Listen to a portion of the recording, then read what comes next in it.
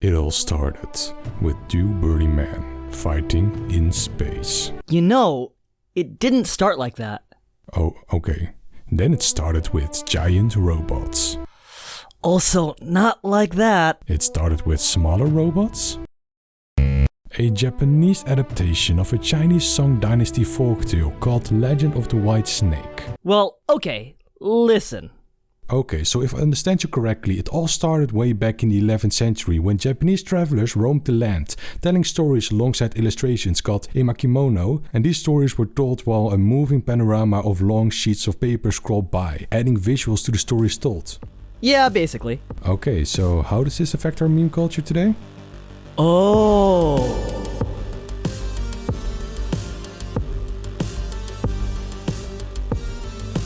Okay, so a meme. While I don't think there's a single soul on the internet that has never seen a meme, I mean they're practically everywhere, I do however think it might need some explaining for the people in the back who are slow on the uptake. A meme is an element or a system of behavior passed from one individual to another by imitation or other non-genetic means. While this is a very broad term that can be used for most of, well, anything, but you can also see why this term was used for the current day phenomena that is basically a funny internet-based video, image or text, since those are easily shareable and or imitated by other people to convey their joke. Or feelings if you want to be emotional about it. And speaking of emotional, it is current year and reactionary memes are the most prominent ones around. Of course, there's going to be a meme involving feelings of pain, self-pity and resignation. Enter Set Ken Kanaki profile picture. The edgy profile picture picturing the main character of Tokyo Ghoul, Ken Kaneki, in a very sorrowful position. This picture was commonly used as a profile picture by people attempting to show their sadness to the world.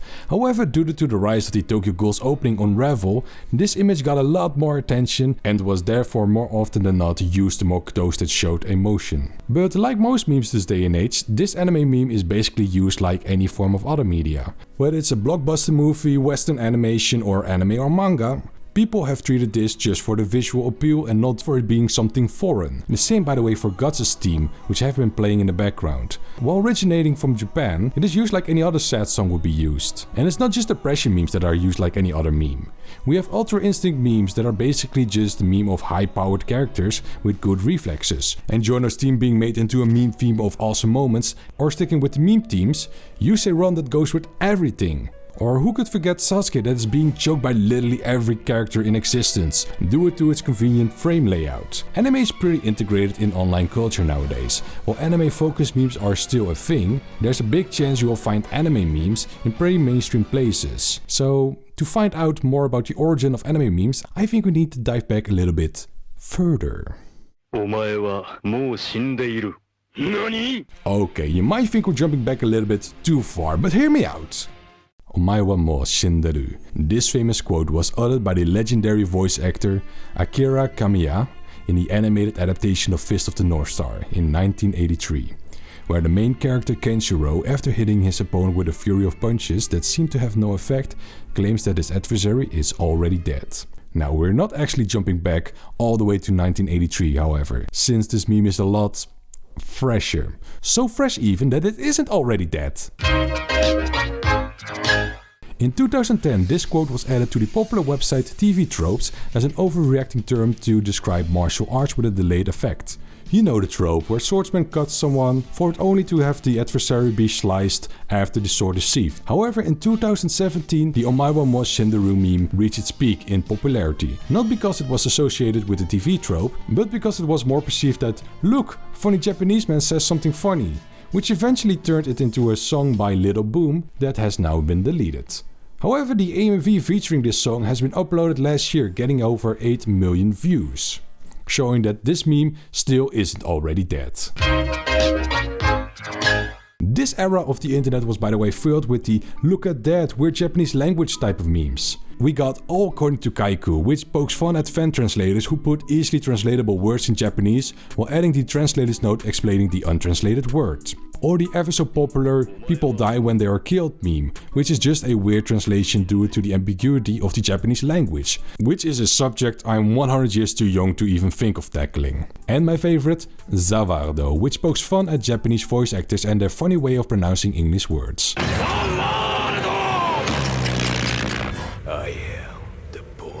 my soul. やめろ、アーチャー。私はあなたとは。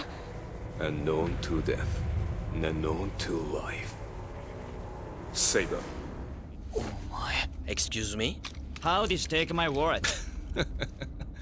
While there's no official reason why these memes were very prevalent around the same time, I do however hypothesize that this is due to the sub-boom that happened in the early 2010s, where more and more people started to open up and watch anime in Japanese. But what kind of memes were there, when most of us had only watched anime in dub? Well, at the start of everything anime related in the West, of course, it's Dragon.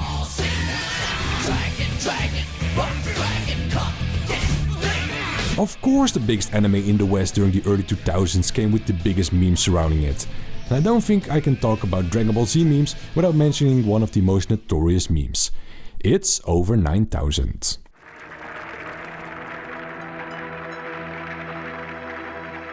Vegeta, what does the scouter say about his power level? It's over 9,000! What, 9,000? Basically, this meme came to be by the incredible dramatic line read of Brian Drummond and Michael Dobson during their key moment in Dragon Ball Z, where Vegeta and Nappa found out how strong their adversary really was. This line read got so stuck in the minds of viewers that it basically became synonymous with the term a lot. Even after Funimation adapted the same scene with other voice actors in a way more beloved adaptation, this scene is still something every Dragon Ball Z fan has engraved into their cerebral cortex. This meme got so big it even appeared on Oprah.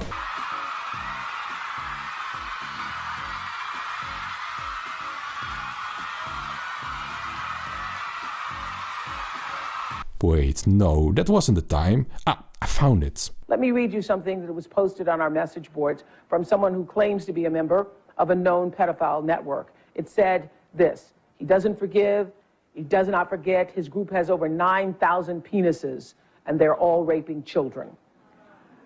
So, I want you to know they're organized, and they have systematic ways of hurting children.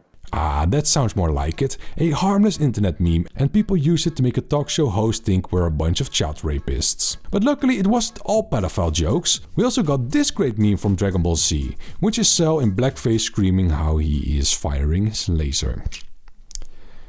Stay classy, internet. This meme eventually led to the YouTube user by the name Man Nails to upload a video called Shoop the Whoop. Nobody knows why it's called like that, but at this point Shoop the Whoop just became synonymous with this meme. Eventually the meme text of the original image and the ear rape sound of the video eventually lost their original roots within Dragon Ball Z and anime and became just synonymous with someone shooting a laser beam. But it wasn't just Dragon Ball Z memes back in the day. Of course people memed about Pokemon, Digimon or Sailor Moon, which were all very popular in the early 2000s. However, it seemed that the most popular memes weren't even about any of these above mentioned anime. Nor was it entirely about Japan. No, these musical memes, while using Japanese imagery, became popular by using European music. I of course am talking about Caramelldansen and for that matter League Spin. Two unimaginably popular short animated loops containing Japanese animation and Eurocentric music. The Caramelldansen meme took a piece of opening animation of an obscure Japanese adult visual novel Popotan while combining it with the nightcore version of a Eurodance song Caramelldansen from the Swedish music group Caramell.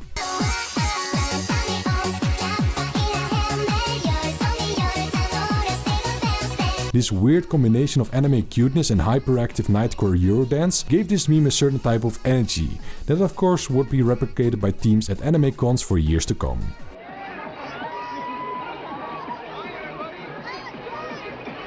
Well, at least you had fun doing it. While League Spin took an animated clip from the second episode of Bleach, where the secondary character Orihime spun a leak and someone just looped the spin animation and put an a cappella version of the Finnish folk song Levan Polkka behind it.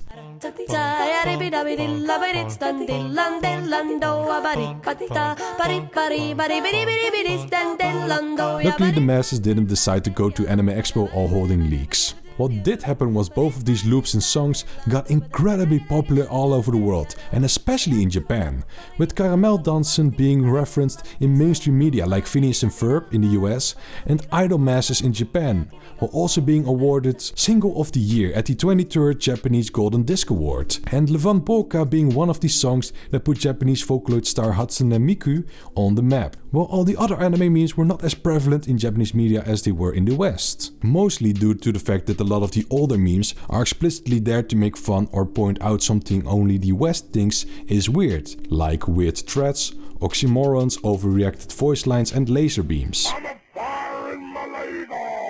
But like I said at the beginning, we are now at the stage where anime isn't seen as weird anymore. Most people watch anime, and a great deal of these people watch them even in original Japanese dub. So it makes sense that the strangeness from Japan has kinda worn out on the rest of the world, and we just see it as yet another form of entertainment. Hello everyone, Durcoin here, and I hope you enjoyed this video, and if you did, hit the like button. If you want to see more of my videos and be up to date every time I upload a brand new, spanking new video, hit subscribe. And you know, it really means a lot to me if you like comment down below what you thought about this video, because I love reading every single one of your comments. And you know, it's your comments that make me want to do videos, because despite my last videos saying like I have no idea what to do, like as far as I know, this channel isn't already dead.